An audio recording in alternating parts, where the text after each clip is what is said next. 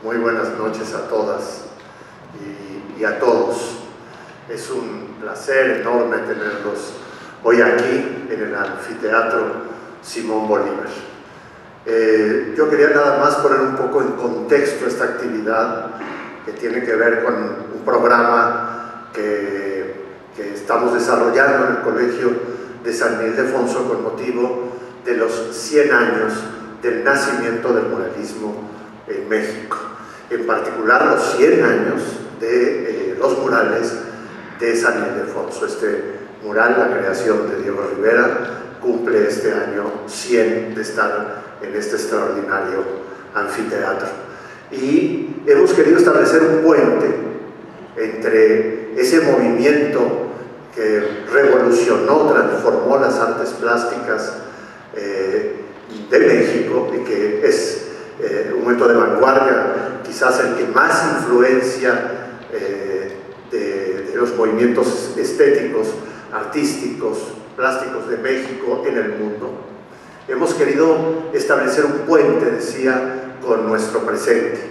Y Rafael Cauduro está de este lado del puente. A 100 años de estos murales, la obra de Cauduro es al mismo tiempo que una continuidad de algunos temas. Es imposible no ver el diálogo entre los murales de la Suprema Corte de Justicia de Rafael y, por ejemplo, los murales de Orozco, que ahí mismo se encuentran. El mural como un espacio de interpretación de nuestro tiempo, de crítica social. Quizás el vínculo más claro de Cauduro sería justamente con Orozco, y encontrar cómo ese movimiento se ha transformado. Desde luego no se puede hablar de un solo movimiento ni de un solo muralismo, sino de muchos muralismos, pero cómo Rafael Cauduro ha renovado radicalmente el lenguaje del muralismo. Y no solo eso, sino que tiene una extraordinaria obra que tiende al mural muchas veces, aunque sea desde el formato del caballete. En ese contexto, este año comenzamos, pues no podía ser mejor, con Cauduro. Es un Cauduro en San Ildefonso. Ha sido en muchos sentidos una renovación. Para nosotros ha sido también, prácticamente es una vuelta de página del largo periodo del momento más agudo de la pandemia. Con Rafael Cauduro abrimos las puertas realmente a los públicos amplios, a los públicos entusiastas. Debo decir que la presencia de públicos de todas las edades, con curiosidades, conocimientos muy diferentes en esta exposición, ha sido una de las experiencias más lindas de este retorno.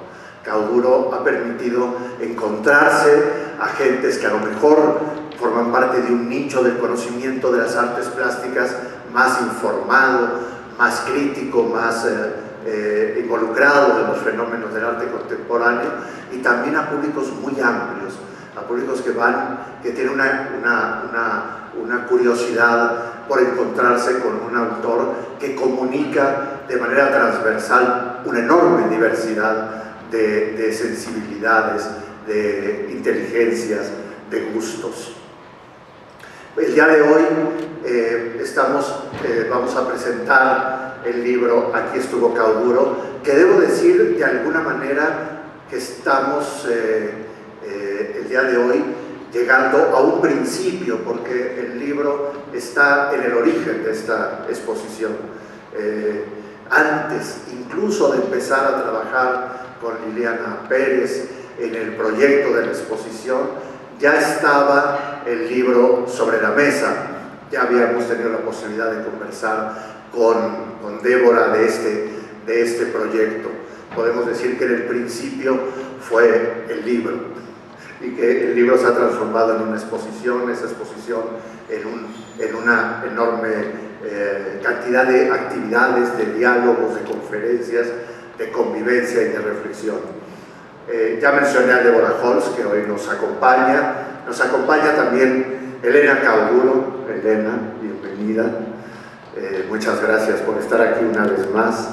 Y saluda por favor a Liliana, que no quiso ponernos en riesgo porque se contagió de COVID, por suerte prácticamente asintomática, pero nos cuidó a nosotros y pues eso nos apena no contar hoy con su presencia. Nos acompaña también Dina Komisarenko, que le decía yo hace un momento que la tenemos, puede ir a la Comisión de Derechos Humanos si quiere a plantear que está sobreexplotada, porque la estamos poniendo en todas en decenas de actividades. El conocimiento de Dina es valiosísimo y su presencia es para nosotros también muy valiosa. La curaduría de esta exposición corrió a cargo de Alexia Mercado. Ya muchos de ustedes la escucharon ahora en esta presentación en su día. Alexia, ha sido un placer tenerte en San Ildefonso y estoy seguro que ya no te vamos a dejar ir, te vamos a tener aquí. Muchas gracias, un trabajo extraordinario. Están dos amigos de Rafael Cauduro, Gerardo Kleinburg, que se disculpaba hace un momento conmigo, debes decir que hace un hombre de ópera hablando y participando de una actividad como esta. Bueno, pues en ese arte total que es la ópera, la relación que estableció y que ha establecido Gerardo Kleinburg con Cauduro y con la posibilidad del trabajo conjunto en esta arte viva, en esta arte escénica, ha sido extraordinaria. Y además Gerardo pues es un pensador y un crítico de la música, pero de la cultura también. Bienvenido, Gerardo. Y nos acompaña un poeta, que bueno que la palabra poética también esté presente aquí. Bienvenido, Gonzalo Vélez, amigo de muchos años y un extraordinario crítico, pensador y amante de las artes plásticas. Quiero agradecer muchísimo, nos honra mucho la presencia de la directora del Instituto Nacional de Bellas Artes y Literatura, Lucina Jiménez, amiga de este colegio. Muchas gracias por acompañarnos, es un honor tenerte entre nosotros. Entre las razones que también nos dan gusto el día de hoy es que se encuentra con nosotros Berta Sea, exdirectora de este colegio, amiga de muchos años y una gran promotora del arte y la cultura. Estás en tu casa, Berta, bienvenida. Y entre todos los amigos, ustedes, todos sean bienvenidos. Veo algunas caras, me da mucho gusto ver al director, al impulsor del Salón Los Ángeles, a Miguel Nieto, entre nosotros. Qué gusto, Miguel, que estés por aquí. Así que podemos decir, como ponemos en los parques, como se pone popularmente, aquí estuvo Cauduro. No queda duda de que en este colegio podremos decir de ahora en adelante, aquí estuvo Cauduro. Le dejo la palabra a Deborah Holz, que llevará el día de hoy esta mesa. Deborah, bienvenida.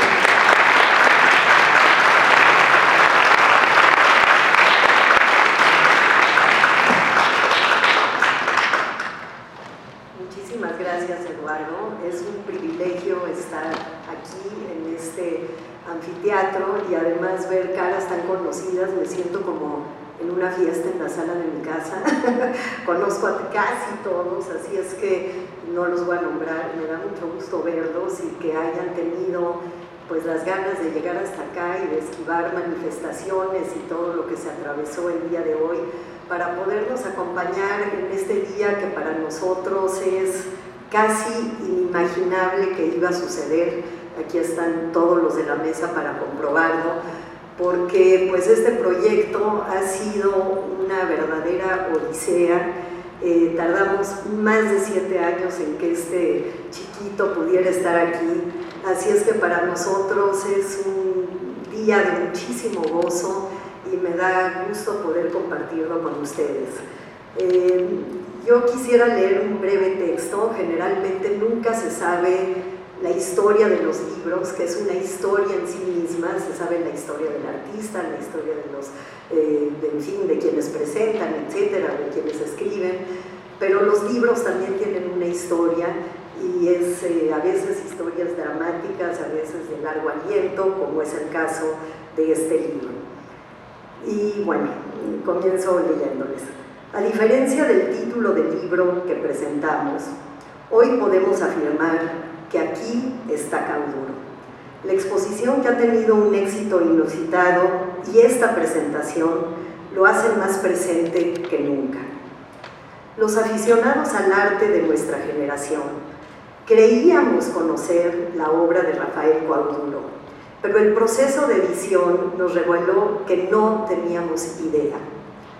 Cuando Alberto Torrado, amigo cercano y coleccionista de Cauduro, nos invitó a editar este libro, nunca imaginamos la aventura que representaría.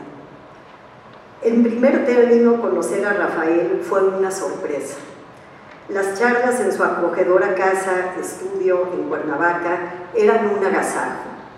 Carla Hernández, su ad later, que no solo se hacía cargo del día a día del estudio y de la promoción de la obra, era su cómplice en la invención de pócimas imposibles con las cuales lograban dar la apariencia de realidad a cráneos y ladrillos y demás creaciones que dejarían perplejo hasta el más acólito del metaverso. Ella fue la guía que permitió a la curadora e investigadora Judith Gómez del Campo, que aquí está, un aplausísimo,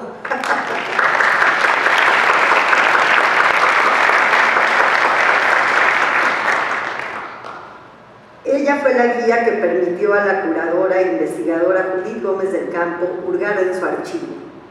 Aparecieron un sinfín de libretas de apuntes, diarios, bocetos, dibujos, que revelaban a un artista que no era el que creíamos conocer. La reunión y clasificación de todo este material requirió varios años. Judith solía llegar a la editorial después de sus largas sesiones en Cuernavaca, cargada con carpetas que contenían dibujos, escritos, caricaturas, pensamientos, ensayos y fotografías.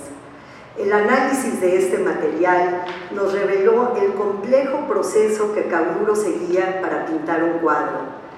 Un cálculo matemático imaginado con las proporciones de los personajes, la foto o un esbozo de una reflexión sobre el entorno social, una pintura que acababa de ver o disquisiciones filosóficas sobre la razón de ser del arte, eran la chispa para idear un cuadro.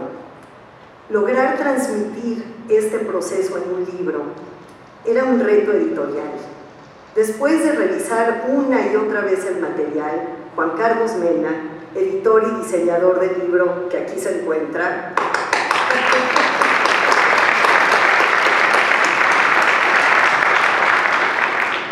dio la forma de comunicarlo, con cientos de pruebas, más de 1500 imágenes digitalizadas y maquetas en blanco que cambiaban una y otra vez de tamaño. Juan Carlos desarrolló un lenguaje gráfico que volvió asequible la complejidad de Cauduro.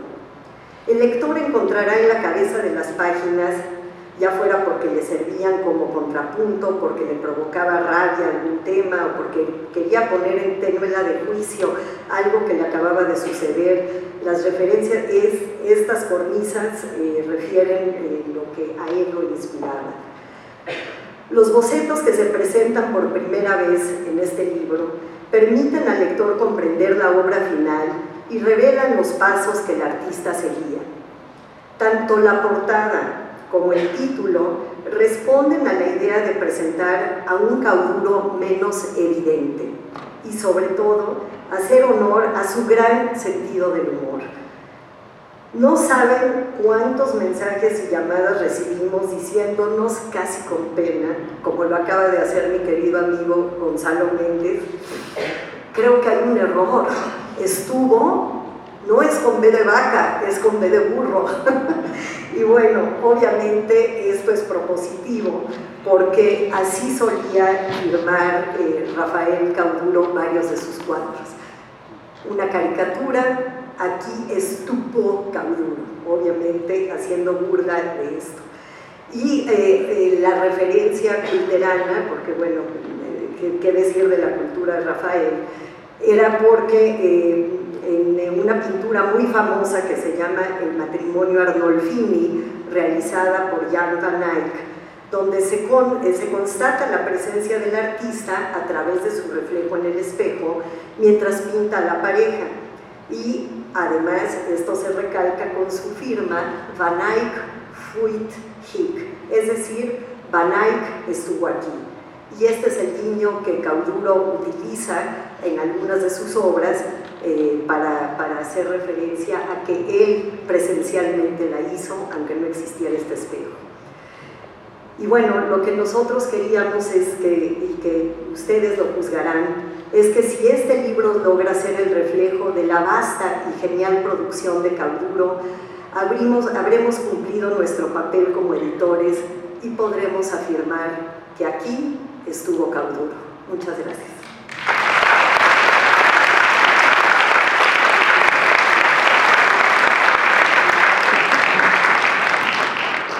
Bueno, yo voy a presentarles a colaboradores con los que hemos trabajado a lo largo de muchos años, hemos pasado por casi todo.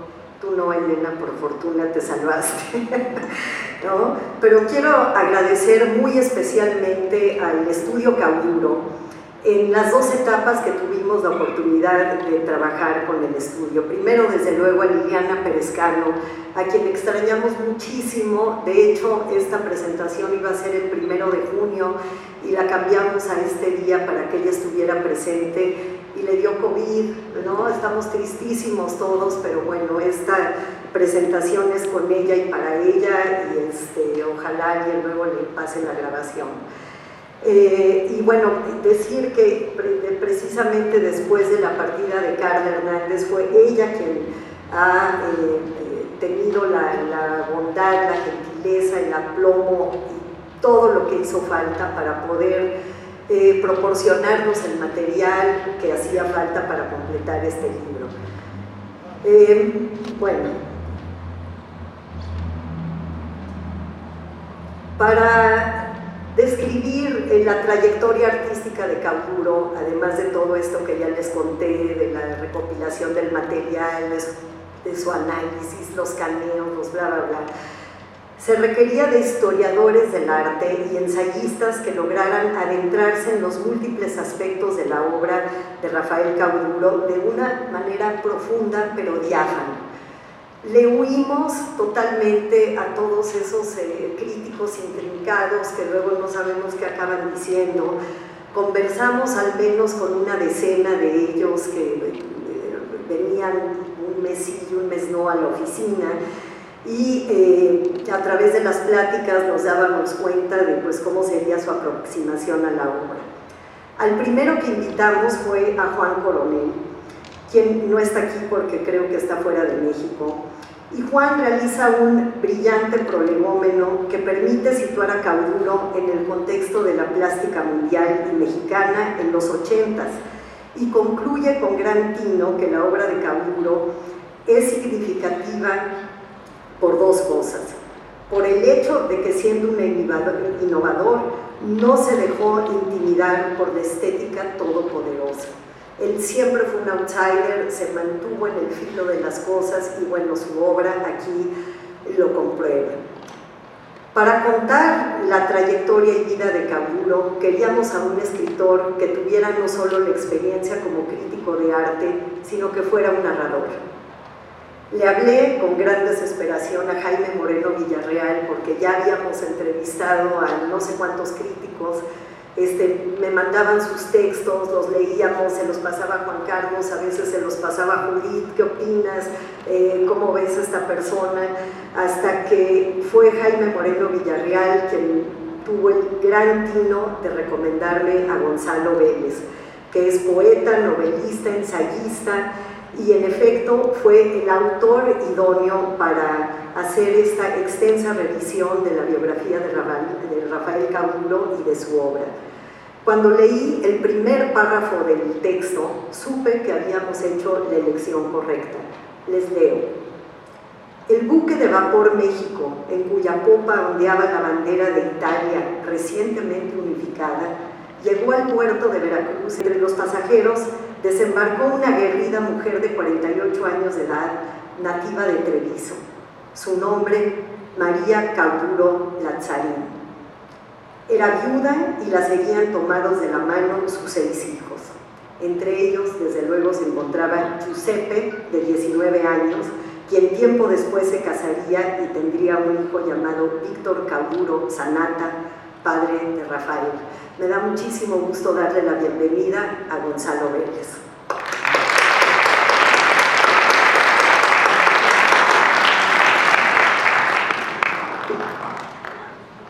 Buenas tardes a todos y a todas. Gracias por la invitación, no nada más al evento. Débora, profundamente agradecido por esta oportunidad y este privilegio de haberme involucrado en el proyecto. Y el día de hoy, en este recinto extraordinario, donde justo hace 100 años tuvo lugar el parto del muralismo mexicano, que acompañó a la escuela mexicana y revolucionó la representación de las artes, de la estética de nuestro país, y tuvo su influencia notable en muchos otros países del mundo. Entonces es un movimiento artístico de México hacia afuera hace 100 años, y justo conmemorando a Rafael Cauduro, que lo podemos considerar un artista que le dio un nuevo impulso crítico en la línea de José Clemente Orozco, visceral, con el mural de la Suprema Corte de Justicia. Les voy a platicar y a leer para no aprovecharme tanto de su tiempo, y decirles que la aparición de Aquí estuvo Cauduro es digna de celebrar por varios motivos. Es un esfuerzo perseverante que involucró la valiosa dedicación de muchas personas. Su publicación tiene lugar tras un proceso largo y difícil, no exento de una parte dolorosa, cual un parto lento sin anestesia, si se me permite la exagerada analogía. El libro, al fin, rinde un significativo homenaje a un artista mexicano extraordinario que hizo su propio camino al andar, como en los versos de Antonio Machado, y de quien por lo general se conoce de manera superficial solo una parte de su versátil cuerpo de obra, además de que ésta se aborda muchas veces con prejuicios producto del mismo desconocimiento. Lo anterior se debe en parte a que su formación como artista no fue la convencional, y acaso a que desde muy joven tuvo un muy buen éxito económico, con lo que fue capaz de desarrollar su obra hasta cierto punto aislado del medio artístico de la Ciudad de México, en el que coincidieron sus coetáneos.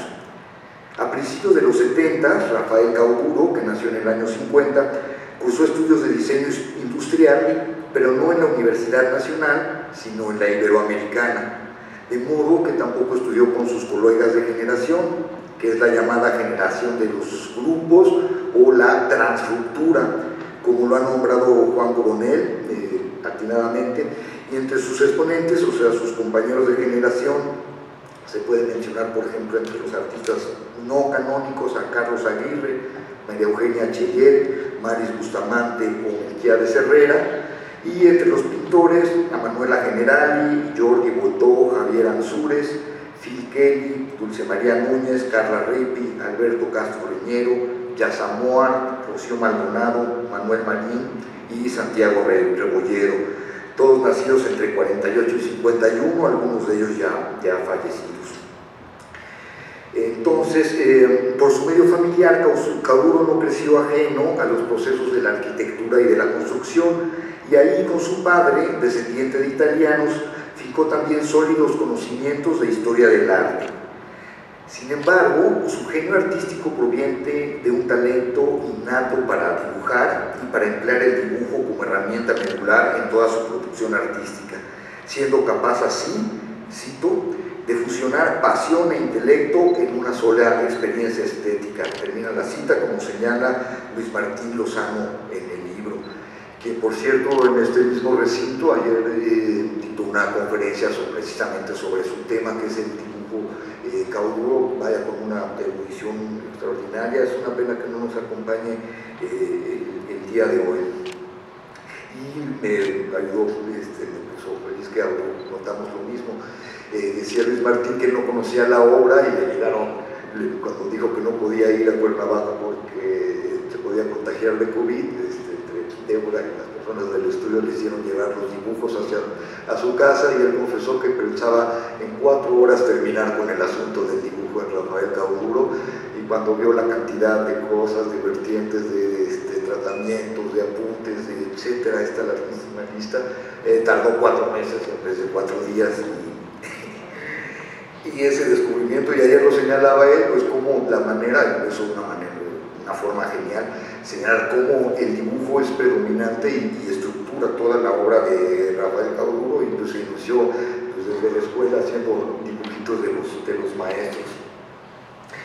En fin, que la obra temprana de Cauduro, como ya vimos, se muere su padre y se siente libre para dedicarse a si es lo que más le interesa, y aunque estudiaba diseño industrial, ya hacía caricaturas que publicaba en revistas, le pagaban bien, entonces sobresalía con sus compañeros de generación en la Universidad Iberoamericana de Diseño Industrial, y finalmente en 76 tiene esta primera exposición con su primera obra, parte de ella algunos cuadros importantes que la tipifican, está incluida en la exposición, y en cierto modo es diferente de la obra que conocemos porque tiene una base geometricista muy fuerte, como que podemos ver que en la cabeza de Rafael Cauduro las coordenadas geométricas y cómo se mueven las figuras y los volúmenes dentro de ellos para pasarlos a segunda dimensión, era algo que hacía con una naturalidad pasmosa, y en esta exposición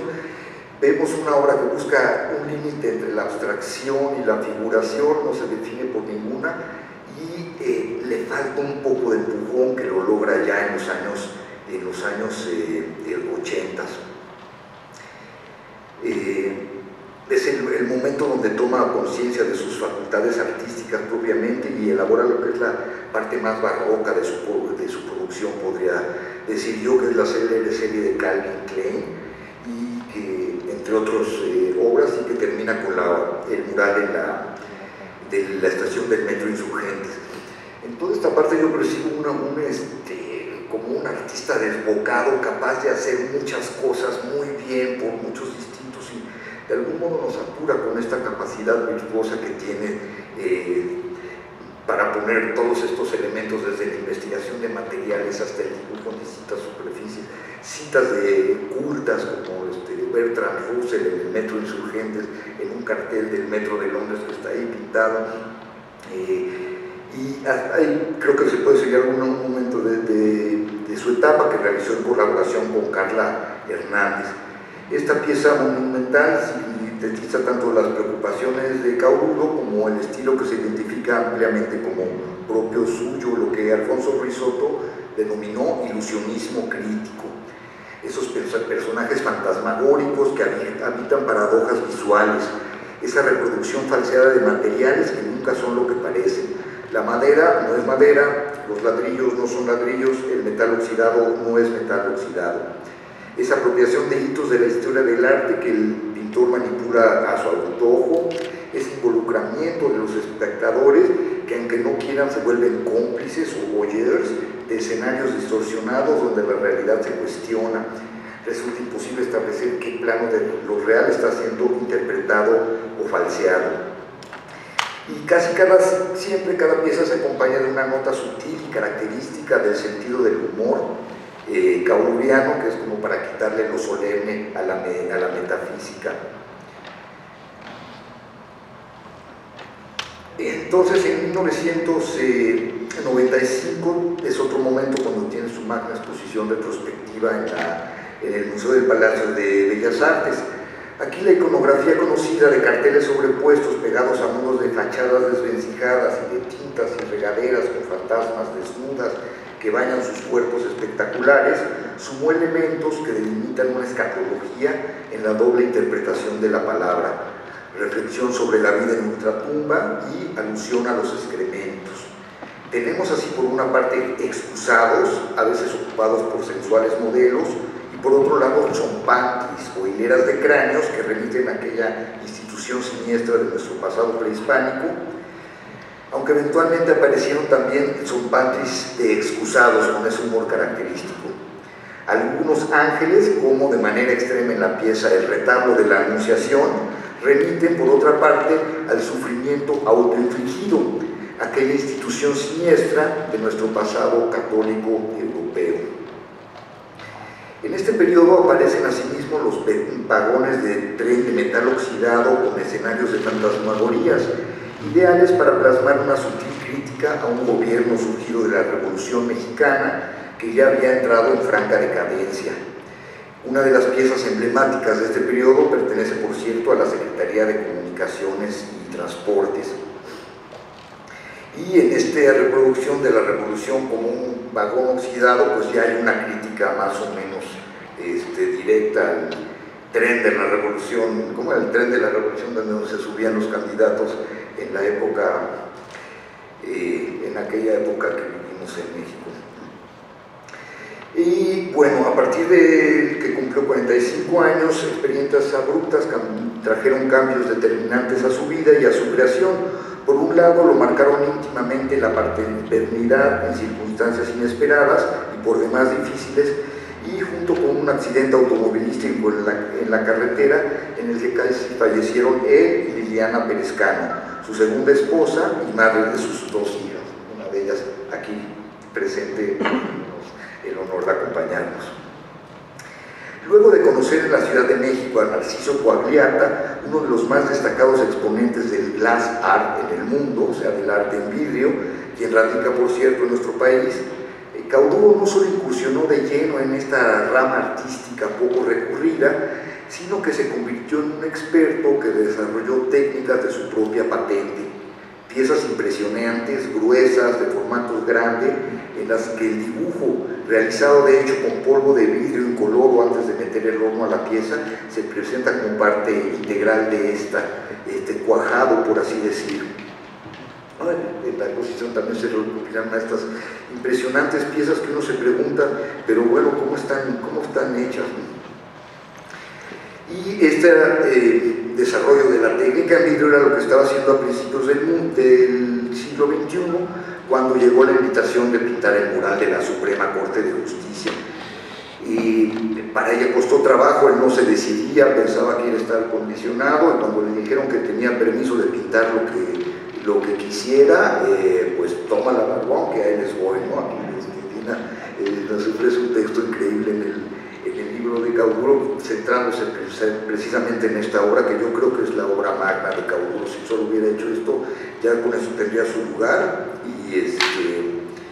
Y bueno, esto también cambió un poco su vida, porque al investigar exhaustivamente el tema de la justicia, hablar con ministros, con juristas, con abogados, pero también visitar a los penales y conocer de manera directa a los reclusos y a las reclusas, contribuyeron a su experiencia para pintar esta obra monumental que sigue los pasos de José Clemente Orozco, quien también en ese mismo edificio, cuando se inauguró en los años 40, en vez de exaltar las instituciones patrias, Orozco, el mismo Cauduro ahorita, señala con valentía las omisiones de la impartición de justicia en México y la consabida complicidad en crímenes infames de los agentes encargados de aplicarla. Tortura, secuestro, homicidio, violación, represión, cárceles sobrepobladas, archivos olvidados, en fin. En este mural participa también Carla Hernández, nuevamente con una colaboración muy estrecha en el desarrollo del proyecto, y ella coordinó a todos los asistentes y todo el taller que se desarrolló precisamente en este taller para mural que legó David Alfaro Siqueiros en Cuernavaca, que se llama La Tallera. Ahí se armaban las piezas y se traían para la Ciudad de México. Y en fin, a raíz de esto es cuando se empieza, Carla se da cuenta también de, van al médico, empieza a haber problemas con la creación de Rafael, ella se pone muy nerviosa, trata de hacer algo al respecto, y ella muere antes, le da un infarto en 2016, y quedó ahí un poco trunca ya el resultado, a pesar de que ya había hecho la tercera obra mural importante en la Ciudad de México, la tercera obra mural igualmente importante en el edificio Cauduro en la calle de Veracruz. Y pues más o menos hasta aquí el recuento de la vida y la obra. ¿No? Quiero hablar, si me permiten, brevemente sobre el libro, que es una edición realmente formidable y por demás ambiciosa. Incluye una serie extraordinaria de reproducciones de Cauduro, muchas de ellas inéditas, fotografías de sus procesos de trabajo, y sobre todo en la parte del dibujo, el libro tiene un papel especial donde el dibujo destaca mejor que la letra impresa. El libro está lleno de alusiones como muy sutiles luego no soy un experto en diseño editorial, pero sí hay algunas cosas como muy arriesgadas que tienen juegan con este sentido del humor cauduriano. Por una parte el título, por otra parte el libro es negro y sale Cauduro ahí como en el lecho de muerte acuífera pintado por Caravaggio, y es este humor negro de Rafael Cauduro. El proyecto se originó, se concretó, se concluyó luego de varios años, 8, gracias a la tenacidad de Deborah Holtz, quien además fue capaz de conjuntar plumas especializadas para ofrecer una reflexión angular de la vida y de la obra de Rafael Cauduro. Nunca antes se había escrito tanto y de manera tan completa sobre este relevante artista mexicano. La impresión es impecable, el papel elegido para reproducir la obra es sumamente adecuado, permite plasmar de la mejor manera en su caso el carácter de los dibujos y de la nitidez de la pintura. Entonces es muy completo, ofrece series donde se ve cómo se fue armando el mural de la Suprema Corte de Justicia, series del proceso de la elaboración de la obra en vidrio, que es también otra especie de alquimia. Y el libro pues incluye obras de estas notables plumas: Luis Martín Lozano, o análisis detallado de la obra dibujística de Cauduro con base en los cánones de la historia occidental, la cual domina, y una buena sensibilidad para entender el lenguaje del dibujo, seguir sus rastros internos y externos y sintetizar ideas complejas en pocas palabras. Él detectó, por ejemplo, la relación directa del peculiar cuadro de Cauduro de su obra temprana El Gobernador, de 1979, con el Gargantúa de 1831, del artista francés Honoré Daumier. El cuadro se exhibe en la primera sala aquí de la exposición de Cauduro, y déjenme contarles que con este sentido del humor el cuadro estaba, lo dirán, en el baño de visitas, ¿no? Es un cuadro bien raro, no se parece en nada ni a la obra primera ni a la otra. Y yo decía, bueno, está en el trono, lo que uno hace en el baño, ¿qué estará haciendo? Luego se llama El Gobernador, y nos sorprendía mucho de dónde salió, cómo son los orígenes. Y no sé si a la primera, pero Luis Martín detectó, no, aquí está haciendo una parodia de un Gargantúa que pintó burlándose de la política de su época, y ese tipo de paráfrasis. Entonces, pues, todos mis respetos. En su esclarecedor escrito, Juan Coronel Rivera discurre de manera puntual y erudita sobre la situación del arte mundial y sus principales tendencias en el último tercio del siglo XX, con un énfasis en los años 80, y ubica a Rafael Cauduro como artista innovador en el ámbito internacional y en el contexto de México. Experta en arte público latinoamericano, Dina Comisarenko se refiere específicamente al ciclo mural de Rafael Cauduro en la Suprema Corte de Justicia de la Nación, Un clamor por la justicia, 7 crímenes mayores, tema del que se ha ocupado desde hace varios años. Como parte de su estudio, la académica proporciona cifras estremecedoras sobre índices de aplicación de la justicia en México, con lo que destaca el vigor y la vigencia de esta gran obra. Gerardo Kleinburg, por su parte, relata su experiencia de trabajo directo con Rafael Cauduro para la puesta en escena de la ópera Salomé de Richard Strauss por Arturo Riften en 1999. Kleinburg, que en aquel momento era director de Ópera de Bellas Artes, describe el proceso creativo de Cauduro para la escenografía y nos ofrece así una mirada íntima y elocuente del pintor en su quehacer.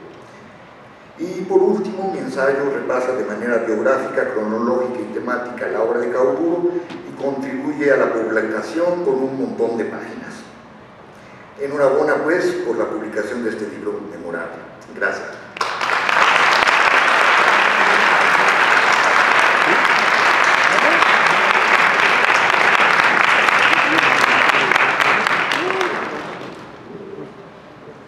Si nos hubieran visto, parecería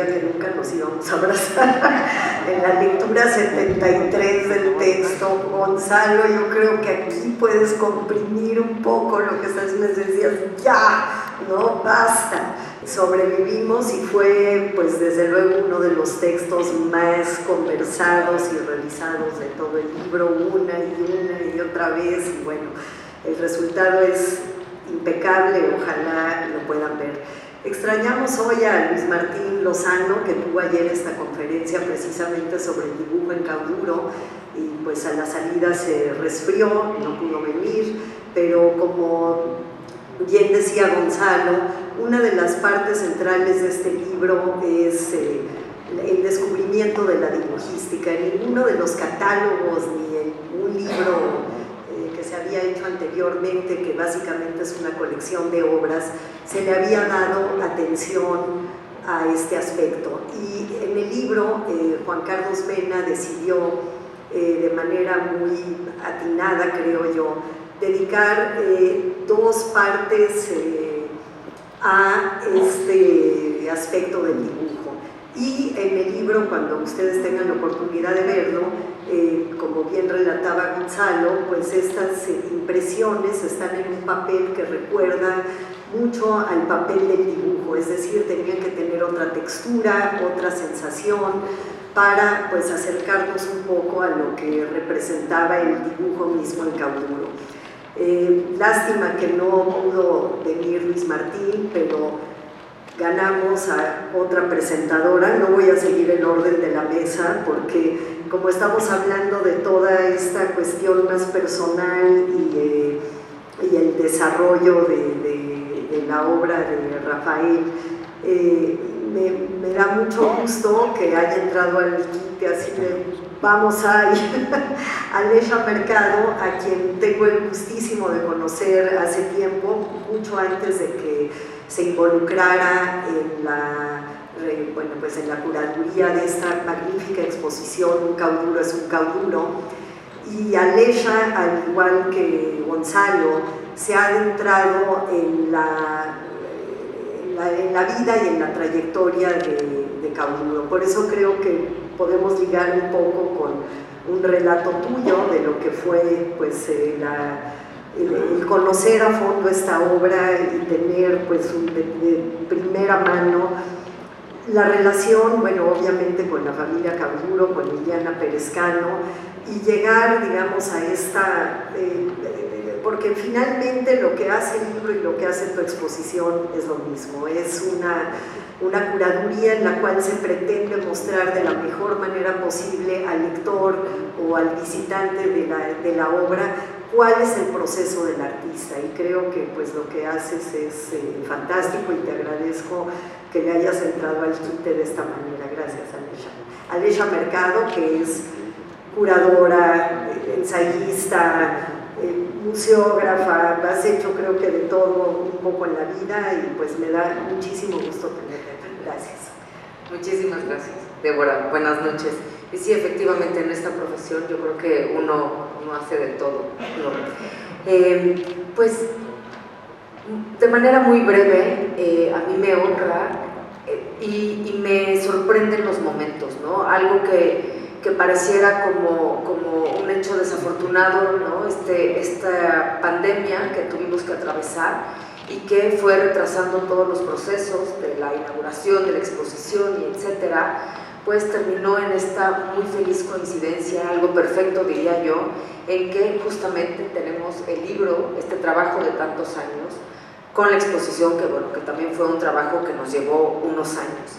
Y a mí me ha fascinado este proceso porque tanto los autores del libro como yo como curadora de la exposición, pues cada quien trabajó, digamos, de manera independiente, ¿no? Y casi al final de este proceso, de esta investigación para mí, acerca de la figura de Rafael Cauduro, un artista que, por cierto, yo también confieso, como lo han dicho muchos, conocía poco, ¿no?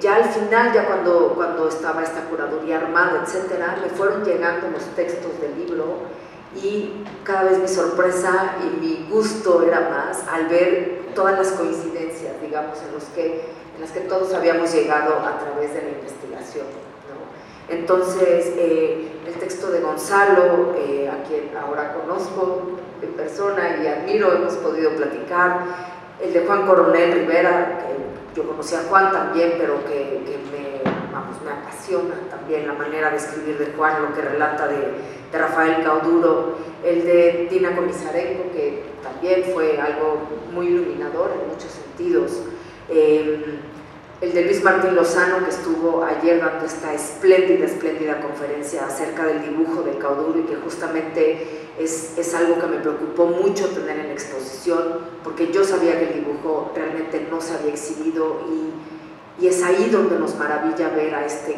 gran e impecable artista, ¿no? Y finalmente, un honor para mí, la verdad, el texto de Gerardo Kleinburg, amigo y gran maestro, admirado maestro, ¿no? Pues, ¿no? Como de alguna manera completaron mi mundo y estoy muy contenta con el resultado de la exposición. Creo que, al igual que el libro, logra realmente narrar y describir a este gran y maravilloso artista que es Rafael Cauduro, ¿no? En donde estamos mostrando sus inicios y a partir de los inicios y de esta autocreación del artista, pues podemos ir también recorriendo todos los amores de Rafael Cauduro, todas las obsesiones, todos sus procesos catárticos, sus técnicas, sus materiales, ¿no? Y cada vez, creo que en cada sala nos vamos enriqueciendo más, aprendiendo de Rafael, de su compromiso social, de sus ideas políticas, y también pues de parte de su vida personal.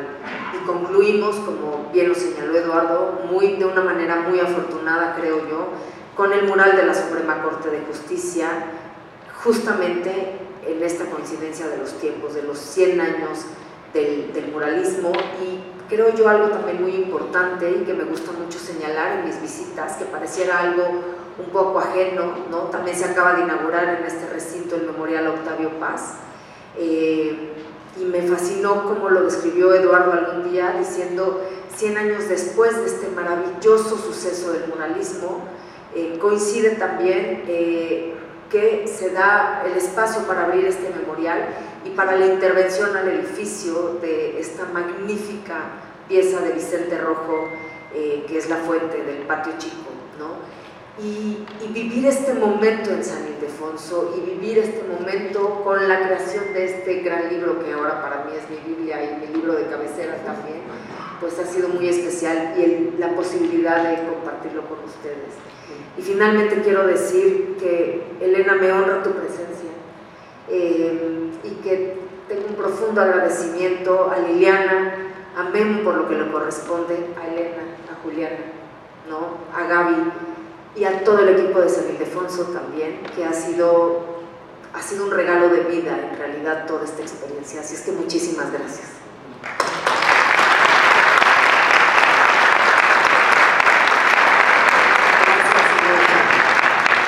Vivimos procesos paralelos y si hay algo realmente paralelo, me estaba contando una de las personas, ¿cómo se llama? Connie, no me acuerdo su nombre, porque entrar y ver este mural tan espectacular, o sea, dices, wow, qué maravilla estar sentada enfrente de esta obra que Diego Rivera hizo en los 30s, ¿no? En el principio 30s, cuando llegó de Europa, y me encanta el paralelismo porque me dijo, aquí están las 7 virtudes, las teologales y las cardinales. De un lado tenemos la caridad, la esperanza y la fe, y del otro la prudencia, la justicia, la fortaleza y la templanza. Encuéntrenlas, ahí se las dejo de tarea a ver cuál es cuál. Pero lo que me encantó es que decía yo, ¿cómo podemos estar sentados frente a las 7 virtudes cuando de lo que vamos a hablar, ¿verdad?, es de los 7 crímenes capitales? Entonces, esta coincidencia, porque el gran mural de la Suprema Corte de Justicia que realizó Rafael Cauduro se titula Los 7 crímenes capitales. Así es que esta no la considero coincidencia, es una maravilla que el destino nos haya puesto aquí y que desde luego sea Dina Komisarenko, que También tenemos una larga historia. Dina se iba a hacer cargo de todo el libro. Ella al principio iba a escribir todo, ¿no? Dina escribe sobre Rafael y ya tenemos el libro. Y bueno, obviamente esa idea se fue madurando, fue cambiando, hasta que por la trayectoria de Dina y por un artículo muy largo y buenísimo que ya había escrito sobre este mural, la invitamos a participar con este texto. Dina, como ya dijo Eduardo Vázquez, es una investigadora egresada de Rogers con una gran trayectoria ensayística, además de que ha escrito varios libros de pintoras mexicanas como Rina Lazo, hizo un gran libro sobre Arnold Belkin, así es que nadie mejor para poder escribir de la Suprema Corte de Justicia, con quienes además tengo que decir, antes de darle la palabra a Dina, que tuvimos una relación muy estrecha. Este libro no sería lo mismo sin la participación de la Suprema Corte. Estoy muy agradecida con Paola Pineda, a quien pude conocer gracias a una larga lista de personas que terminó con el rector Graue, que cuando vio el domi del libro y vio que estaba el mural de la Suprema Corte, me hizo el favor de hacer una cita con el ministro María, que antecedió al ministro Saldívar, a quien desde luego no conocí, pero él me condujo con Paola Pineda, que bueno, pues era no solo la máxima entusiasta de la obra de Cauduro, sino que se debe a ella que Cauduro haya pintado ese mural. Ella hizo un trabajo verdaderamente enloquecido para lograrlo, no frente a la Suprema Corte, sino ante Rafael. O sea, ella hizo que Rafael aceptara hacer este mural, soportó toda clase de negativas, que le colgara el teléfono. Este relato está en el libro y, bueno, desde luego se completa con esta maravillosa reflexión que hace Dina Komisarenko, a quien damos la bienvenida. Un aplauso para ella.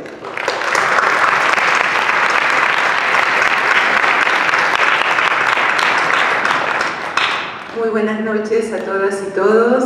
Muchas gracias, Débora, por la generosa presentación, Eduardo también. Me da muchísima emoción estar aquí. Un poco me sumo a los comentarios de ella y de Débora de la coincidencia extraordinaria de estar aquí delante de la creación de Diego Rivera, uno de los primeros murales que dieron origen al movimiento que realmente puso a México en el mapa de la cultura artística a nivel internacional, por los aportes extraordinarios que hizo, y ver al mismo tiempo la continuidad, ¿no?, de ese movimiento a través de obras tan singulares como las de Cauduro, en la exposición hermosa que acabamos de ver y también en el libro que estamos celebrando hoy en día. Les voy a leer para no irme por las ramas, porque estoy llena de ideas después de haber visto la exposición. Creo que quiero reescribir algunas partes del libro, pero bueno, como eso no se puede, les voy a leer. Todavía se imparten cursos que se titulan Introducción a la Historia del Arte Universal, pero que tratan exclusivamente sobre arte occidental, ignorando por completo no solo el valor, sino la existencia misma de otras civilizaciones milenarias que son la base de la cultura de la humanidad. Todavía existen programas de estudio especializados en arte moderno y contemporáneo, en los que no se incluyen algunos movimientos artísticos de gran valor histórico por el rechazo de sus autores a las filiaciones ideológicas de algunos de sus artistas, sin consideración alguna por el valor de su obra. También la historia del muralismo mexicano, pese a ser generalmente reconocido como el movimiento fundacional del arte moderno nacional, ha sido escrita de forma decididamente parcial y consiguientemente incompleta, pues desde muy temprano se estableció un canon muy reducido y excluyente, formado por el trío de los tres grandes, Diego Rivera, David Alfaro Siqueiros y José Clemente Orozco, que a veces se amplía a cuarteto para incluir a Rufino Tamayo, pero que deja fuera el resto de los miembros de la orquesta, es decir, a muchos artistas que también contribuyeron a la enorme riqueza del movimiento fundador y que, sin embargo, fueron prácticamente invisibilizados por la historia del arte nacional desde el inicio. Los métodos de la historia del arte y las prácticas mismas de la disciplina, basadas en gran medida en el criterio de autoridad de las fuentes primarias que establecieron dicho canon, lo que incluye a los mismos protagonistas de la historia, nos legaron no solo el discurso heroico en relación con el trío o el cuarteto que acabemos de mencionar, alabados como los genios creadores y los rebeldes por excelencia, sino que al mismo tiempo nos heredaron prejuicios más o menos explícitos en contra de todas y todos los demás artistas que no son dichos 3 o 4 solistas, injustamente relegados a una categoría menor o de segunda, que siguiendo con la metáfora de la orquesta, dejaría fuera a las cuerdas y o a los instrumentos de viento, metal y percusión, desfigurando así su esencia orquestal, es decir, su trabajo colectivo. Así, por ejemplo, recordemos que durante muchos años se ignoró por completo no solo el valor, sino incluso la existencia misma de las artistas mujeres en el movimiento muralista mexicano del siglo XX, asumido por la mayoría, de acuerdo con las narraciones existentes, como una corriente conformada por los pocos genios que mencionamos más arriba, término que siempre se enuncia así y no casualmente en masculino. Actualmente, gracias a las revisiones historiográficas de los últimos años, impulsadas por las perspectivas de género, finalmente ya mucha gente conoce el nombre y comienza a reconocer también el valor estético e histórico de la obra de algunas mujeres, tales como Aurora Reyes, Fanny Rabel y Rina Lazo, con sus características formales e iconográficas propias y muy relevantes que por fin podemos volver a disfrutar. Los artistas de la así llamada segunda y tercera generación del muralismo, que incluye pintores que hicieron aportes considerables al movimiento, tales como José Chávez Morado, Alfredo Salsen y Arnold Belkin, también fueron olvidados por mucho tiempo, relegados a la categoría de discípulos de los maestros o simplemente considerados como pintores anacrónicos, es decir, como representantes trasnochados de un movimiento que reiteradamente se afirma tuvo su momento de gloria con el trío o cuarteto antes mencionado, pero que supuestamente con el paso del tiempo dejó de gozar de la misma vitalidad, originalidad y autenticidad de los inicios. Afortunadamente, también en la actualidad se están llevando a cabo revisiones historiográficas de algunos de estos artistas y etapas históricas que nos están permitiendo conocer por fin sus significativas propuestas estéticas, para a su vez poder valorar así la pluralidad, la riqueza y las posibilidades creativas extraordinarias del movimiento, no solo en su momento fundador, sino también a través del tiempo y hasta el momento actual. Entre los muralistas contemporáneos, Rafael Cauduro es un ejemplo significativo de algunas de las graves injusticias cometidas por la historia del arte nacional y de las varias deudas historiográficas que tenemos la obligación de comenzar a saldar. Fruto de la negligencia, la inercia o de los distintos prejuicios del tipo de los que acabo de referir y de otros más, con el paso del tiempo y a fuerza de la mala costumbre de la repetición acrítica, dichos prejuicios se van difundiendo y consolidando como verdades, creando mecanismos que resultan peligrosos y perjudiciales no solo para el reconocimiento y estudio del artista como tal, sino para todo el público en general, que como consecuencia se ve privado de disfrutar de obras fundamentales de la historia del arte nacional contemporáneo. En el hermoso y muy significativo libro que presentamos hoy, Aquí estuvo Cauduro, de Ediciones Trilce, tuve la fortuna extraordinaria de investigar y de escribir sobre el mural titulado Un clamor por la justicia, los 7 crímenes mayores, que Cauduro realizó entre el 2006 y el 2009. Y aunque resulta difícil de creer, hasta la fecha en que comencé a elaborar mi texto, existían pocos trabajos académicos dedicados a profundidad a dicho ciclo, que sin embargo, en el exterior es reconocido como una de las obras murales más significativas del muralismo mexicano contemporáneo. Para intentar entender esta insólita situación en relación con el dramático hiato que existe entre la creación de una obra tan extraordinaria y la falta de su acompañamiento y estudio crítico extenso, voy a dedicar parte de mi presentación a mencionar y paralelamente a tratar de desmontar algunos de los injustos prejuicios historiográficos que creo son los responsables de esta paradójica y desafortunada situación. 1. El estilo realista de la obra. 2. La fama del artista. Y 3. La institución comitente y la ubicación del ciclo mural. En efecto, El primero de los prejuicios que hasta la fecha había entorpecido la apreciación del ciclo de Cauduro en la Suprema Corte de Justicia es de muy antigua data y se relaciona, como acabo de enunciar, con el estilo extremadamente realista de la obra. Recordemos que ya en el libro 10 de la República de Platón, el filósofo griego consideraba que los artistas manipulaban la realidad e imitaban la verdad y con su razonamiento no originaban esencias, sino que engañaban y creaban tan solo ilusiones. Mucho tiempo después, principalmente a partir de las vanguardias artísticas del siglo XX, el realismo comenzó a ser señalado como un estilo anacrónico y ya completamente superado, que no tenía razón de ser frente a los adelantos de la fotografía y sobre todo de la importancia asignada a la expresión individual del artista. En los murales de Cauduro, sin embargo, no es la belleza la que se imita o copia, y la intención del artista no es la de romper con la tradición para expresar sus sentimientos más personales, sino que su extraordinario virtuosismo técnico está al servicio de la intención de poner, coloquialmente como decimos, el dedo en la llaga, de comunicar y de denunciar injustas y muy dolorosas realidades, para que incluso los más incrédulos y aquellos que prefieren no enterarse de lo que pasa no puedan ya volver la vista hacia otro lado, para que ninguno de nosotros podamos quedar indiferentes y para que estemos siempre alertas para reconocer y para enfrentar las horribles verdades que dramáticamente aquejan a nuestra sociedad contemporánea y a las que debemos por fin poner fin de forma urgente.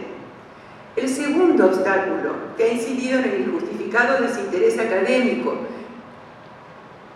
en el que parece haber caído el ciclo mural de Cauduro, se relaciona con el muy extendido imaginario de la figura del artista, que desde el siglo XIX se ha construido como el mito romántico del bohemio, es decir, de aquel genial creador que sin embargo es injustamente rechazado por la sociedad contemporánea y obligado como consecuencia a sufrir el martirio de la incomprensión y la pobreza durante toda su vida para solo ser reconocido después de su muerte.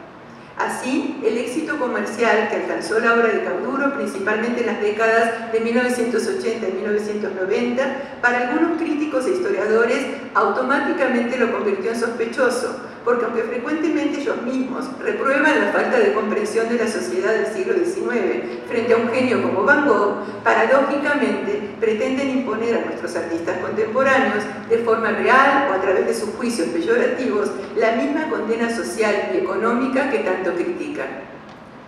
Finalmente, el tercer gran prejuicio que ha actuado en contra del reconocimiento del mural de Cauduro en la Suprema Corte se relaciona precisamente con su ubicación en dicha institución máxima de la autoridad judicial. En el ámbito académico, es terreno común el desconfiar de todo organismo relacionado con el poder. Y en el contexto de nuestro tema sobre el muralismo, vale la pena recordar que en los últimos años se han escrito libros enteros sobre la así llamada institucionalización del movimiento, que se citan una y otra vez, como si al hacerlo el estudioso mágicamente se convirtiera en un nuevo héroe visionario y rebelde, encargado de develar el supuesto engaño ideológico de los artistas ya consagrados que hasta ahora ingenuamente no habíamos sabido ver. En este contexto, resulta interesante recordar que el mismo Cauduro, en un primer momento, cuando conoció la propuesta y el lugar de la posible comisión, haciéndose eco de las mismas sospechas sobre el poder que acabo de mencionar, experimentó reacciones encontradas que le hicieron creer que la invitación que le extendieron había sido un error. Sin embargo, afortunadamente, continuó investigando y tras un arduo trabajo que incluyó lecturas históricas, charlas con abogados y criminólogos y especialmente con las mismas víctimas y testigos de la violencia a los que conoció en las cárceles que visitó y a los que la justicia no ha alcanzado, el autor se entusiasmó mucho con el potencial de denuncia que descubrió en la comisión de la obra y fue esta posibilidad la que lo impulsó a realizar un proyecto de carácter no solo poco convencional, sino extremadamente crítico. En efecto, como resulta claro e innegable al contemplar los dibujos preparatorios y la obra final, Cauduro en su ciclo mural no representó a la justicia como se suele hacer en las alegorías tradicionales del pasado, ni tampoco optó por narrar la historia de la corte, tal y como se le había sugerido originalmente, sino que optó por asumir la perspectiva de sus limitaciones, fallas, omisiones y problemas no resueltos, apostando por algo diferente, antagónico incluso, que lo inclinó a trabajar el crimen, es decir, precisamente la contraparte y el porqué de la justicia. En resumen, Cauduro se planteó hacer la revolución desde adentro, cuestionando el poder en el seno mismo del poder, pues como bien sostenía el mismo artista, no era momento de celebrar a la justicia, sino de reflexionar sobre todas sus limitaciones, fallas y problemas no resueltos, es decir, sobre todo aquello que nos hace seguir exigiéndola y clamando por ella.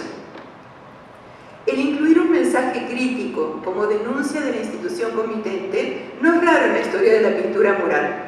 A nivel internacional, recordemos, por ejemplo, el antecedente clásico del Renacimiento, cuando Miguel Ángel, en la escena del infierno del juicio final en la Capilla Sixtina, retrató a Biagio de Cesana, maestro de ceremonias del Papa Pablo III, con orejas de burro.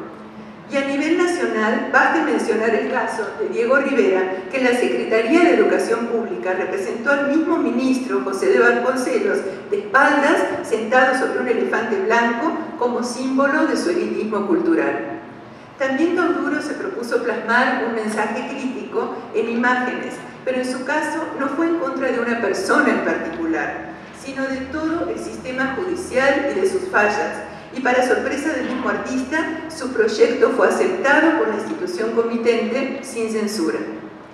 La obra de Cauduro, Un clamor por la justicia, los 7 crímenes mayores, está ubicada en los 3 niveles del cubo de la escalera suroeste del edificio de la Suprema Corte, conocida como la de los ministros, porque allí pasan a diario cuando se dirigen a sus oficinas.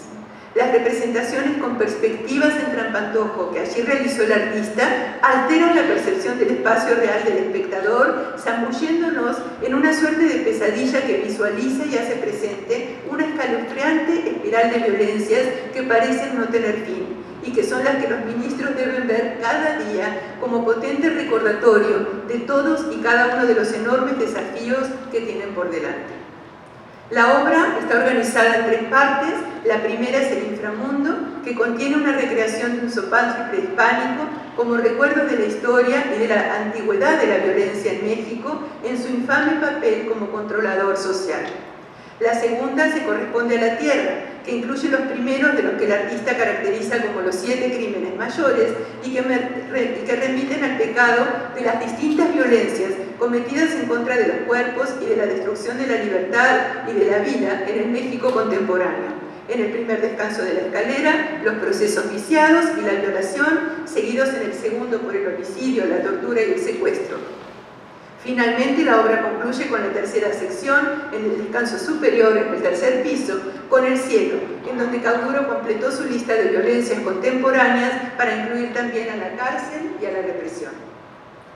Al realizar la investigación para escribir mi texto, consulté estadísticas sobre los crímenes denunciados por Cauduro, de la misma forma en que lo hizo el artista durante su proceso de investigación para crear su obra. Y las cifras eran y continúan siendo realmente escalofriantes. Para citar tan solo un ejemplo, recordemos que en el 2007, cuando Cauduro realizaba su obra, un estudio señalaba que del total de los presos de las cárceles, el 56% tenía sentencia, pero el 44% restante aún no la había recibido y que, sin embargo, mientras tanto, quedaban sometidos a las privaciones y a la violencia de la cárcel, dañando así sus vidas de forma definitiva, incluso en el improbable caso de que finalmente fueran exonerados. Consiguientemente, en el panel titulado Procesos Viciados, el último que realizó, pero uno de los primeros del siglo, Cauduro, a través de la representación de un desorden de archiveros viejos, destartalados, llenos de expedientes revueltos, en donde las imágenes de los presos, brutalmente reducidos a anónimos papeles olvidados, reaparecen como presencias fantasmagóricas que se resisten a abandonar su condición humana, recuerdan a los ministros que los expedientes no son solo papeles y números, sino que detrás de cada caso hay seres humanos con sentimientos, con familias, como todos nosotros, amenazados peligrosamente precisamente por lo viciado de muchos de los procesos judiciales. El libro que presentamos hoy, gracias a la investigación concienzuda de todos los autores que participaron en la escritura de los textos y con quienes es un honor compartir páginas y esta presentación, nos permite valorar a un artista, y en mi caso particular a una obra mural que pese a lo doloroso y descarnado de su temática, necesita ser vista, sin repetir los perniciosos prejuicios historiográficos que mencioné, sino abriendo nuestros ojos a sus extraordinarias virtudes, no solo técnicas, sino y principalmente iconográficas. Dichas características iconográficas, tal y como sucede en muchas obras de carácter público, surgen no necesariamente de la inspiración subjetiva de los artistas, en este caso de Cauduro, sino precisamente a partir de los encuentros y desencuentros con sus comitentes, en este caso con la corte, combinados con la sensibilidad y con el conocimiento a fondo de la situación del país y de los grandes desafíos sociales que tenemos por delante, tanto el artista como los ministros y también la sociedad civil en su conjunto, que la obra ayuda a sintetizar y a explicitar. Los dibujos inéditos, las fotografías de excelente calidad incluidas en la obra y el exquisito diseño, gracias a la cuidada e incansable labor editorial de Juan Carlos Mena y Débora Holz, nos incitan a volver a preguntar, a volver a ver con nuevos ojos y a dejar fuera dogmas ideológicos y de todo tipo que, como señalamos antes, han interferido con el justo reconocimiento que merece la obra de Cauduro. Confío en que por todo esto el libro va a convertirse no solo en un referente fundamental para conocer a profundidad la multifacética obra de Cauduro, sino también en un modelo de un muy necesario revisionismo historiográfico que resulta urgente y necesario para por fin reconocer la riqueza extraordinaria del arte en general y del muralismo mexicano moderno y contemporáneo en particular, cuyo repertorio requiere ser ampliado de forma más completa e incluyente. Es fundamental el seguir creando expresiones del arte contemporáneo alternativas a las de la historia oficial, que como el ciclo de Cauduro, un clamor por la justicia, no solo denuncian la cruda realidad que vivimos, sino que además, al ofrecernos una narración clara y directa de todas las violencias que como sociedad nos aquejan y que generalmente no podemos articular de forma explícita, sirvan como catalizadores para comenzar a procesar y a superar los traumas tanto individuales como sociales. Podemos concluir que tal y como reza el polémico título del libro y que mis computadoras esperaban corregirme cada vez que ponía el estuvo con B grande, aquí estuvo Cauduro, con el que el artista realizó un guiño a la historia del arte occidental, específicamente a la inscripción Fuit Hic, con la que acompañó su firma el artista flamenco renacentista Jan van Eyck, transformada por Cauduro en su expresión en español y como si se tratara de un grafiti callejero escrita con una falta de ortografía, la presencia de Cauduro en la corte, el haber estado ahí para crear su extraordinario ciclo mural, fue la oportunidad que le permitió llevar la voz de nuestro urgente clamor por la justicia al interior mismo de la corte, con la esperanza de que todo este horror pueda ser alguna vez parte de la historia y no ya un fatídico protagonista de nuestro presente. Larga vida a la obra de Cauduro y a este libro, que no solo es una verdadera joya de diseño y calidad editorial, sino que también da cuenta de la importancia del trabajo en archivos y que desarticula prejuicios historiográficos, permitiéndonos ver y escribir con nuevos ojos para así contribuir a la construcción de la memoria histórica del arte mexicano en toda su extraordinaria riqueza y variedad. Muchísimas gracias.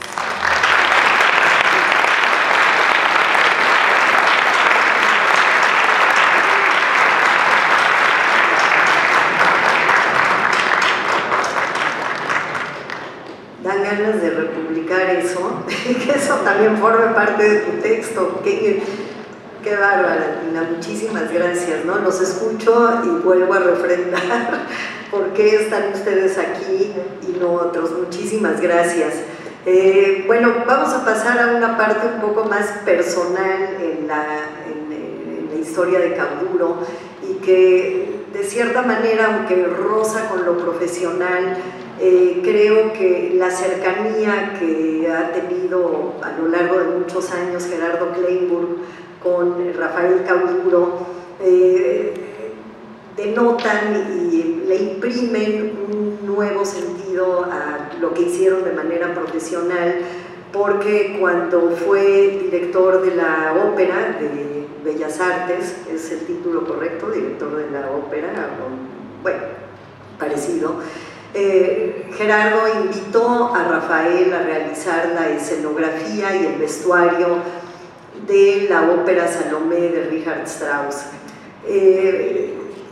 Gerardo hace un relato fantástico de cómo surgió esta idea, de cómo se llevó a cabo y de cómo se fue involucrando Rafael Cauduro en su desarrollo. La propuesta de que Gerardo estuviera como uno de los autores del libro se la debemos a Liliana, que ha tenido pues una relación muy cercana, creo que durante muchos años convivieron Liliana, tú, Rafael, y cuando me lo sugirió dije, pues sí, está bien, y después cuando empezamos a ver todo el material en los cajones, gracias a la investigación de Judith, de los bocetos y de todo lo que realizó para esa ópera, dijimos definitivamente esto tiene que estar. Hay otras obras que quedaron fuera, un ballet que realizó en Arizona que me hubiera encantado incluir, pero ya era demasiado tarde, desde luego todo lo que hizo en la obra con Quagliata, con sus invenciones en vidrio y demás, pero esto absolutamente era como la coda, el punto final con el cual teníamos que cerrar los textos de este libro, Salomé. Muchas gracias, Gerardo, le damos la bienvenida. Muchas gracias.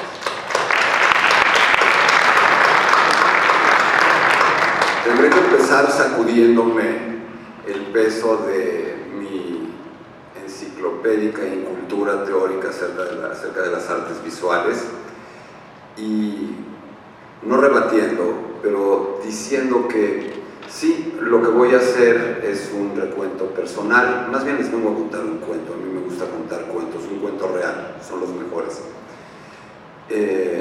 Un cuento en el que sí, aludiré a lo personal, pero ¿qué hay más importante que lo personal en un artista?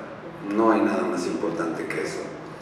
Hablar un poco de Rafael, no de Cauduro. Cauduro me interesa bastante menos que Rafael hoy.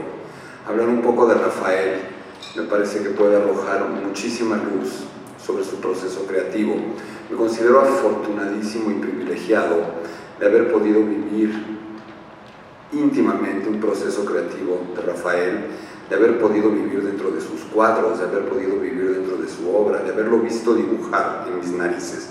Ver a alguien de ese talento sobrehumano dibujar es algo muy especial, es una experiencia muy distinta de ver sus dibujos, no tiene nada que ver. Ver ese momento en el que estaba dibujando a su madre, Rafael, haciendo un dibujo con una precisión en cada arruga, en cada rasgo, fue muy impresionante. La historia, el cuento arranca porque yo estaba muy chavo cuando fui director de la ópera. Rafael Tovari de Teresa, que en paz descanse, tuvo la insensatez de nombrarme a los 27 años director de la compañía de ópera, y yo creía que todo se podía hacer, yo creía que no había límites. Iba a Europa, iba al Festival de Salzburgo, y entonces yo creía que podía reproducir el Festival de Salzburgo en México, y veía que en el Festival de Salzburgo grandes pintores, grandes artistas visuales, grandes directores de cine, grandes directores de teatro entraban, participaban en una ópera, hacían una ópera. Estaba acabándose mi tiempo, estuve casi 10 años ahí, y estábamos en 1996, 97, y dije, bueno, ¿por qué no intentamos hacer eso en México? Y desde el gusto personal, o desde el capricho, o desde la ilusión, dije, bueno, ¿quién es mi artista visual, mi artista plástico favorito vivo en activo mexicano? Rafael Cauduro, con una exposición maravillosa, el antecedente de esta exposición que se había visto en el Museo del Palacio de Bellas Artes. ¿Quién es mi cineasta favorito en activo? Arturo Ripstein. Jamás se me ocurrió pensar si habría algún grado de compatibilidad entre ellos. Jamás se me ocurrió pensar si les interesaría hacer una ópera, pero yo estaba seguro de que eso podría funcionar. Conseguí sus teléfonos y mi primera relación con tu papá fue llamándolo por teléfono, diciendo que hablaba el director de la compañía de ópera. Me sorprendió que tomara la llamada y le dije, maestro Cauduro, me gustaría hacer una ópera con usted. Y antes de que pudiera avanzar mucho, él estaba dentro. Le dije que quería hacer Salomé. Jamás pensé, lo admito, que Salomé era un título que podía funcionar para Rafael. Yo quería hacer Salomé porque soy fanático de Strauss, me quedaba poco tiempo y no quería que se me quedara en el tintero Salomé. Jamás pensé si Salomé podía funcionar para Arturo Ripstein. poco más tal vez, podría haber empezado así. El proceso se echó a andar, fue un proceso muy difícil, fue un proceso accidentado.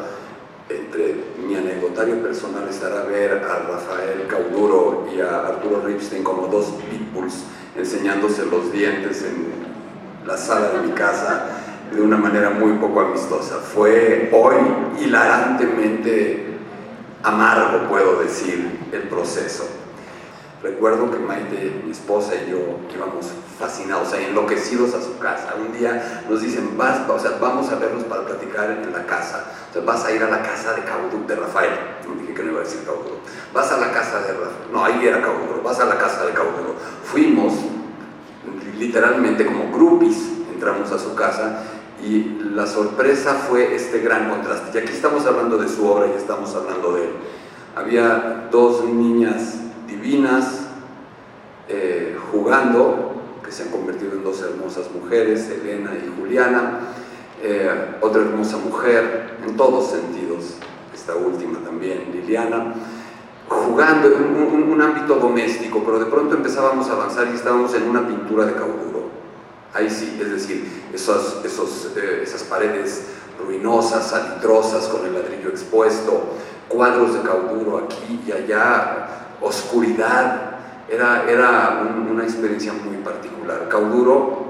Rafael vive dentro de su obra en más de un sentido.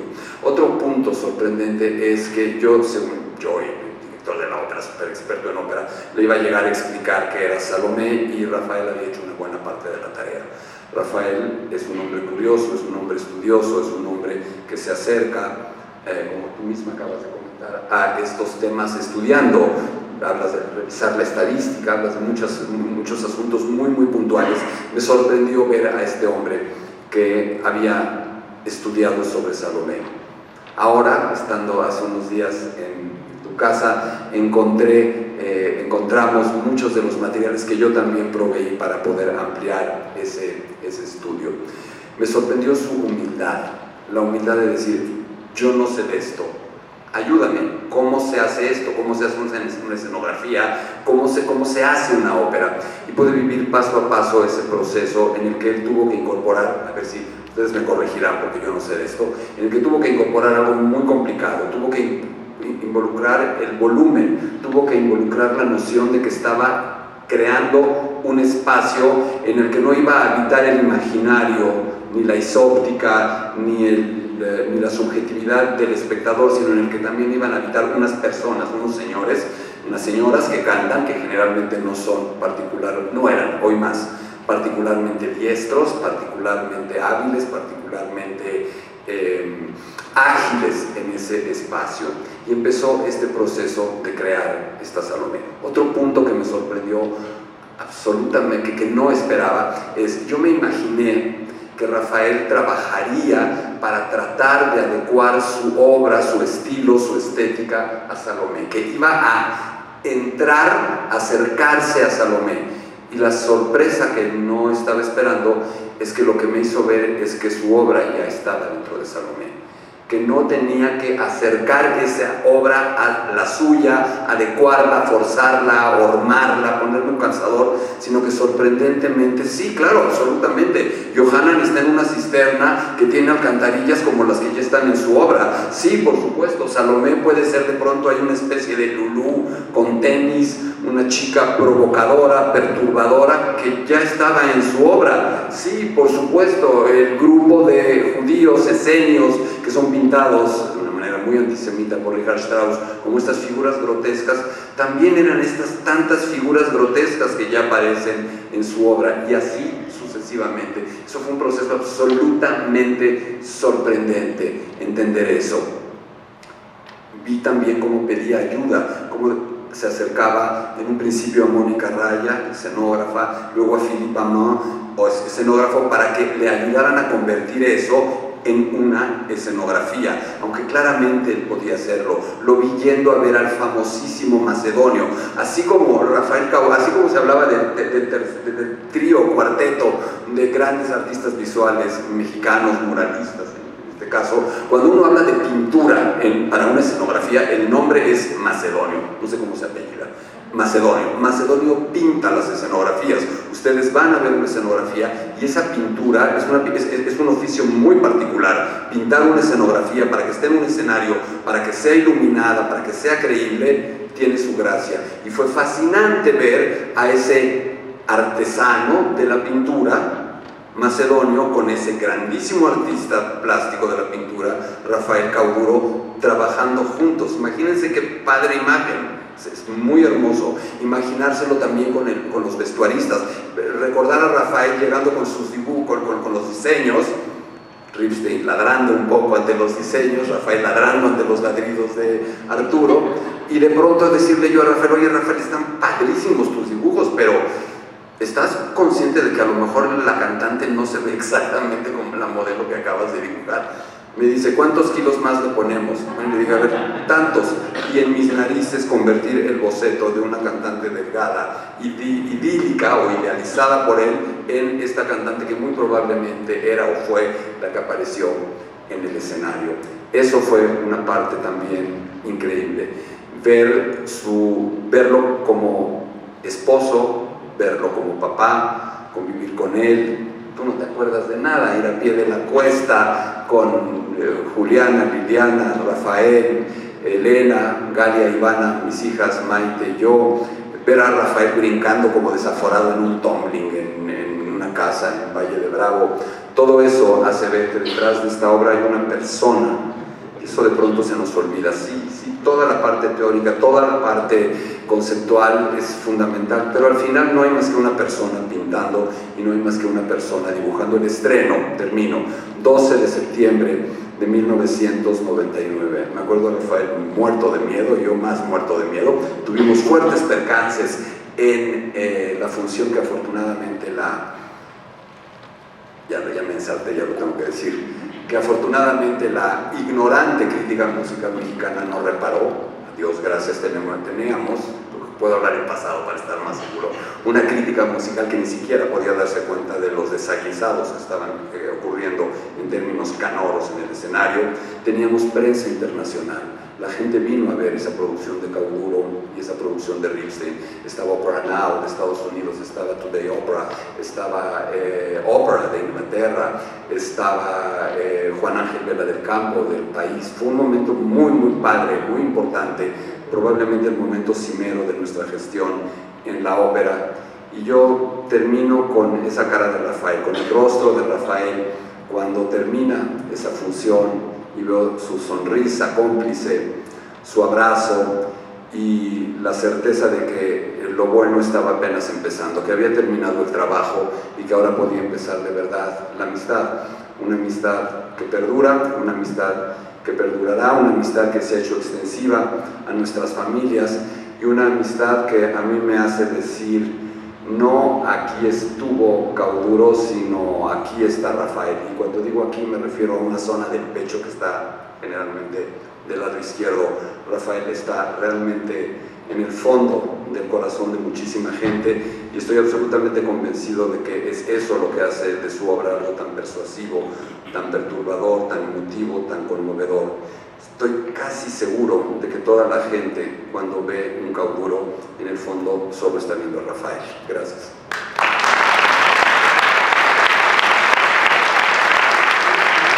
Perdón. Y el libro, disculpen, estamos en el perdón. Termino nada más diciendo, el libro es una belleza, el libro es otro Cauduro, el libro tiene ese rigor, tiene esa emotividad, tiene ese perfeccionismo técnico que tiene Rafael, tiene también esa curaduría que de la misma manera que Alesha incorporó en esta exposición, Débora incorpora en algún sentido esta curaduría editorial en el libro. Me siento muy afortunado, muy agradecido de poder también, así como he estado en un cuadro de Cauduro, así como he estado en la casa de Cauduro, así como he estado en la familia de Cauduro, me encanta poder estar en un libro de Cauduro. Gracias.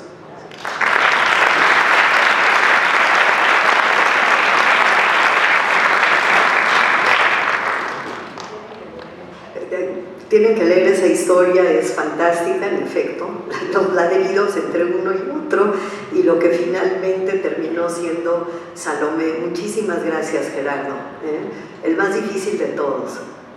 localizarte. Hay que hablarle a Gerardo, pero bueno, valió la pena y qué maravilla que eso forme parte de este libro.